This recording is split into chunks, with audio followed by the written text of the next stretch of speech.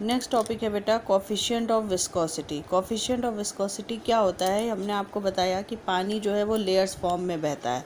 ये हमने माना सबसे नीची लेयर है और ये ऊपर वाली लेयर है। इसकी वेलोसिटी हमने ले ली v और ऊपर वाली की वेलोसिटी हमने कितनी ली थी v प्लस वी एक्स। ठीक है, डेल्टा वी एक्स लेते हैं, v plus delta V X, बीच की डिस्टेंस डेल्टा जेड। ठीक, तो इन दोनों लेयर्स के बीच में एक विस्कस फोर्स लगता है, viscous force like that friction force, जो नीचे वाली लेयर ऊपर वाली लेयर को बहने से रोकती है। ठीक है, मोशन को अपोज करती है, उस फोर्स को हम कहते हैं विस्कस फोर्स। ठीक है, लिक्विड में जो फ्रिक्शन फोर्स लगता है उसको हम कहते हैं विस्कस फोर्स। ठीक, तो ये जो विस्कस फोर्स होता है ये डायरेक्टली प्रोपोर्शनल होता है एरिया के। ठीक है, viscous force is the directly proportional to the area. Okay, area of the layers, ये जो लेयर्स का एरिया होता है उसके डायरेक्टली प्रोपोर्शनल होता है और डायरेक्टली प्रोपोर्शनल होता है वेलोसिटी ग्रेडियंट के। ओके, अब इन दोनों को अगर हम मिला दें, इक्वेशन 1 और इक्वेशन 2 को कंबाइंड कर दें, तो हम लिखेंगे F proportional A delta V x upon delta Z. आपको पता है जब प्रोपोर्शनल का साइन हटाते हैं तो एक कांस्टेंट आता है, कांस्टेंट आया नीटा, नीटा या ईटा दोनों बोला जाता है इसको। ठीक है, नीटा या फिर ईटा। ठीक, delta V x upon delta Z. Okay, अब यही जो नीटा है यही कहलाता है कोफिशिएंट ऑफ विस्कोसिटी। ओके, तो नीटा इक्वल टू आ जाएगा F into delta Z upon delta V x, या फिर इस तरह से लिख सकते हैं F upon delta V x upon delta Z. Okay, ये आ जाएगा कोफिशिएंट ऑफ विस्कोसिटी की डेफिनीशन। ठीक, अब इसकी यूनिट भी निकाली जा सकती है। F की unit Newton, delta V x की यानी वेलोसिटी मीटर पर सेकेंड। ठीक है, और वेलोसिटी की मीटर। ठीक, तो मीटर और मीटर कट जाएगा तो आ जाएगा न्यूटन सेकेंड। ओके, विस्कोसिटी की जो वो कोफिशिएंट ऑफ विस्कोसिटी की जो यूनिट है वो क्या आएगी आपकी? Newton second.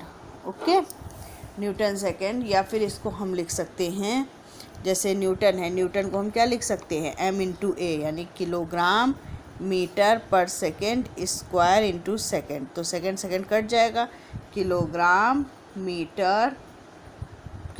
पर मीटर सेकेंड। ओके, इस तरह से यूनिट हम निकाल सकते हैं। ठीक, डायमेंशन भी निकाली जा सकती है।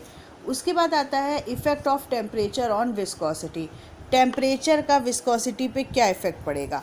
अगर हम लिक्विड का टेम्परेचर बढ़ा दें तो उसकी विस्कोसिटी डिक्रीज़ हो जाएगी, है ना। तो अगर हम ठंडा पानी गिराएं ज़मीन पे और गर्म पानी गिराएं, कोल्ड और हॉट, ठीक, तो इसका टेम्परेचर ज़्यादा है। जब टेम्परेचर बढ़ता है तो विस्कोसिटी डिक्रीज़ हो जाती है। मतलब आप देखोगे कि ठंडा पानी जो है वो कम दूर तक बहता है और गर्म पानी काफ़ी ज़्यादा दूर तक बहता हुआ जाता है। इसके मतलब अगर टेम्परेचर बढ़ा दें तो विस्कोसिटी डिक्रीज़ हो जाएगी, और जब विस्कोसिटी डिक्रीज़ हो जाएगी तो फ्लो ऑफ लिक्विड जो है वो बढ़ जाएगा। क्यों? क्योंकि उनके बीच में लगने वाला विस्कस फोर्स कम हो जाएगा। ओके, ये हो गया। अब नेक्स्ट आपका आता है, नेक्स्ट टॉपिक है आपका इफ़ेक्टिव फोर्स। ठीक है, इफ़ेक्टिव फोर्स की अगर हम बात करें तो एक एग्जांपल लेके हम चलते हैं। मान लीजिए ये बीकर है, बीकर में पानी भरा हुआ है। ठीक, इसके अंदर अगर हम कोई बॉल डाल दें और बॉल की डेंसिटी है रो। ठीक है, बॉल की डेंसिटी क्या है? रो है। तो बॉल का वेट नीचे की तरफ लगेगा mg। ठीक है, तो हम लिखेंगे wait of ball, wait of ball कितना हो जाएगा? mg हो जाएगा। ठीक, mg मास को हम क्या लिख सकते हैं? Volume into density. तो वॉल्यूम भी ले लिया, डेंसिटी कितनी है हमने बॉल की? रो और जी, वी रो जी हो गया इक्वेशन 1। ठीक, अब जब ये बॉल पानी में जाएगी तो बॉल नीचे की तरफ जाएगी और पानी जो है वो अब थ्रस्ट फोर्स ऊपर की तरफ लगाएगा। भाई बॉल का वेट नीचे की तरफ लगेगा और पानी उतना ही फोर्स ऊपर की तरफ लगाएगा। तो अब थ्रस्ट फोर्स कितना हो जाएगा? अब थ्रस्ट फोर्स हो जाएगा वो भी mg के बराबर ही फोर्स लगाएगा, तभी तो बॉल यहाँ रुकी रहेगी। ठीक है, वरना अगर कोई भी फोर्स ज़्यादा हो जाएगा तो बॉल उधर की ओर चली जाएगी। मान लीजिए अगर mg ज़्यादा हो जाए तो बॉल डूब जाएगी, और अगर अपथ्रस्ट ज़्यादा हो जाए तो बॉल सरफेस पे आ जाएगी। लेकिन ये बॉल यहाँ पर रुकी हुई है बीचों बीच, यानी कि अपथ्रस्ट फोर्स और ये वेट बॉल का दोनों इक्वल है।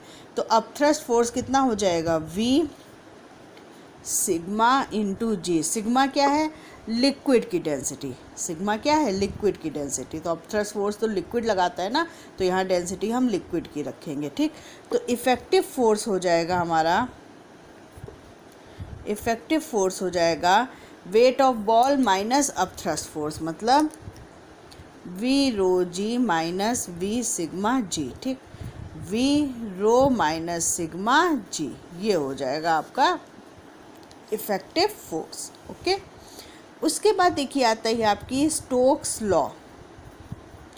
स्टोक्स लॉ क्या होता है, स्टोक्स लॉ होता है कि जब बॉडी पानी में जा रही होती है तो एक टाइम के बाद उसकी वेलोसिटी कांस्टेंट हो जाती है। ठीक है, जैसे मान लीजिए कोई भी बॉडी, ये पानी है यहाँ भरा हुआ है, कोई भी बॉडी अगर पानी में डूब रही है तो वो नीचे जाती जाएगी, नीचे जाती जाएगी, लेकिन एक टाइम के बाद वो एक कांस्टेंट वेलोसिटी से नीचे जाएगी। जैसे बारिश की बूंदें गिरती हैं, बारिश की बूंदें ऊपर से आती हैं, लेकिन एक टाइम के बाद जब हमारी ज़मीन तक वो आती हैं तो वो एक कांस्टेंट वेलोसिटी से आती हैं। ठीक है, तो वही वेलोसिटी जो कांस्टेंट वेलोसिटी होती है वो होती है टर्मिनल वेलोसिटी। ठीक, तो जब कांस्टेंट वेलोसिटी से बॉडी पानी में गिरने लगती है तो उस पर एक फ़ोर्स ऊपर की तरफ काम करता है, और वो फोर्स होता है F = 6 pi eta R V. यही है स्टोक्स लॉ।